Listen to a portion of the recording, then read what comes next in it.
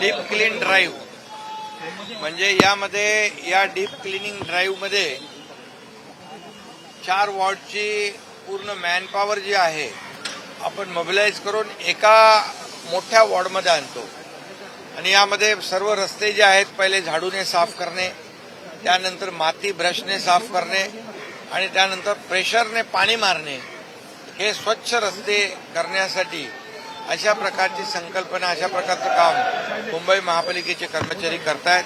त्याचबरोबर त्या विभागामध्ये असलेले फुटपाथ, त्या विभागामध्ये असलेले फुटपाथच्या खालची गटर्स, त्या विभागामध्ये असलेले अंतर्गत रस्ते, अंतर्गत गटार आणि त्या विभागातले नाले आणि त्या विभागामधले पब्लिक टॉयलेट्स, हे सगळं एकाच वेळेस ह्या सर्व 1-2-2.5 हजार जी मॅनपॉवर असते ही मॅनपॉवर एकत्र आल्यामुळे मोठ्या प्रमाणावर त्याचा सफाईवर परिणाम होतो. एक विजिबल इम्पॅक्ट जो आहे लोकांना त्या ठिकाणी मिळतो आणि मग रुटीन दुसऱ्या दिवशी जेवढे ते कर्मचाऱ्यांची जेवढी ड्युटी आहे त्याप्रमाणे ते साफ करतात. परंतु एकाच वेळेस 2000 लोक एकत्र आल्यामुळे तो परिसर एकदम स्वच्छ होऊन जातो. त्यामुळे लोकही तिथे कचरा टाकत नाहीत, लोकही काळजी घेतात की यामध्ये आता स्वच्छ झालेलं आहे, आपल्यालाही स्वच्छता राखली पाहिजे आणि लोकांचाही सहभाग याच्यामध्ये येतो.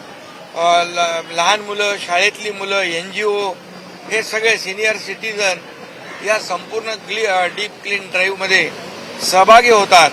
खरं म्हणजे अशा प्रकारची मोहीम जी आपण सुरू केलेली आहे याच्यामुळे मुंबई स्वच्छ होईल, सुंदर होईल आणि निरोगी होईल. या सर्व जिथे जिथे घाण कचरा असतो तिथूनच रोगराईला आमंत्रण असतं, रोगराई सुरू होते. परंतु मला वाटतं ही डीप क्लीन ड्राईव्ह जो आहे हा फक्त महापालिकेचा नाही तर सर्व मुंबईकरांचा आहे. ही एक चळवळ निर्माण करण्याचा आमचा प्रयत्न आहे. स्वच्छ भारत अभियान मोदीजींनी सुरू केलं, त्याचा इम्पॅक्ट देखील आपण आज पाहतोय. त्यावेळेस देखील असेच लोक टीका करायचे हे फक्त स्टंट आहे, पण आज संपूर्ण देशामध्ये जो काही परिणाम आपण पाहतोय स्वच्छ भारत अभियानाचा आणि म्हणून मुंबईमध्ये देखील मुंबईतलं पोल्युशन कमी करण्यासाठी, मुंबई स्वच्छ करण्यासाठी, मुंबई निरोगी करण्यासाठी अशा प्रकारचं अभियान आम्ही सुरू केलं आहे. रस्ते पाण्याने धुतल्यामुळे बिलकुल तिथे धूळ उडत नाही, कचरा राहत नाही आणि हे पाणी जे आहे हे पोर्टेबल नाही, हे पिण्याचं पाणी नाही आहे, हे रिसायकल वॉटर आहे, हे विहिरीचं पाणी आहे, हे बोरिंगचं पाणी आहे. त्यामुळे या मोहिमेमध्ये खूप मोठ्या प्रमाणात लोकांचा सहभाग होतोय.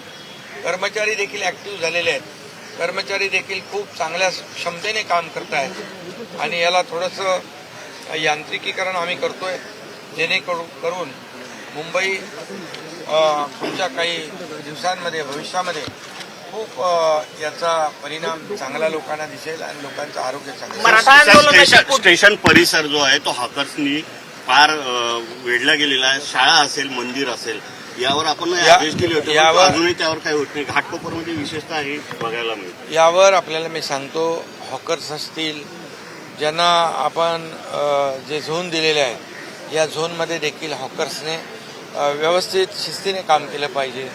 गाड्या ज्या पार्किंग होतात त्या शिस्तीने लावल्या पाहिजे. यासाठी 5000 मार्शल घेण्याच्या सूचना मी कमिशनरला दिलेल्या आहेत आणि तो आपण घेण्याचं काम सुरू केलेलं आहे आणि आपला जो काही म्हणणं आहे ते देखील त्याचाही परिणाम चांगला होईल जेणेकरून या सर्व मुंबईला हॉकर्स असतील, पार्किंग असेल, याला एक शिस्त लागेल आणि त्याचबरोबर मोठ्या प्रमाणावर टँकर पाण्याचे भाड्याने घ्यायला सांगितलेले आहेत जेणेकरून कुठलाही रस्ता ऑल्टरनेट डेला साफ झाला पाहिजे.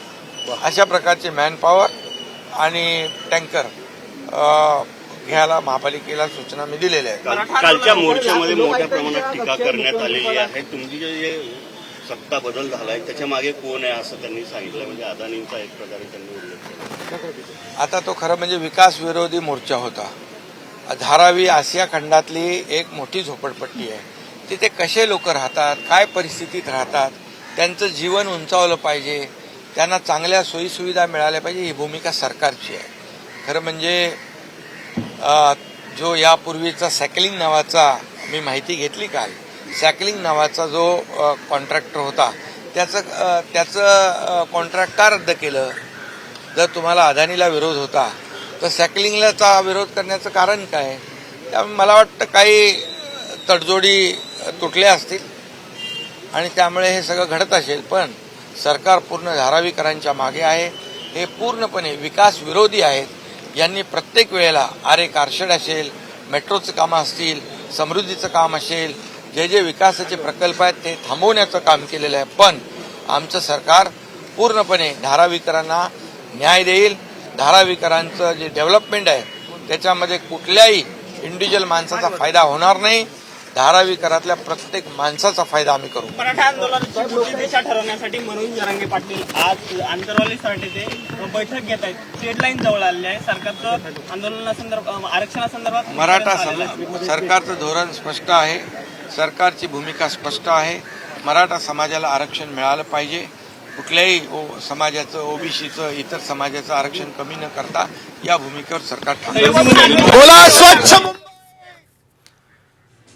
तर मुख्यमंत्री शिंदे हे माध्यमांशी संवाद साधत होते. मुंबईत स्वच्छता मोहीम सध्या राबवली जाते. रस्ते पाण्यानं धुतल्यानं प्रदूषण कमी होतं असं शिंदे यांनी म्हटलेलं आहे. तर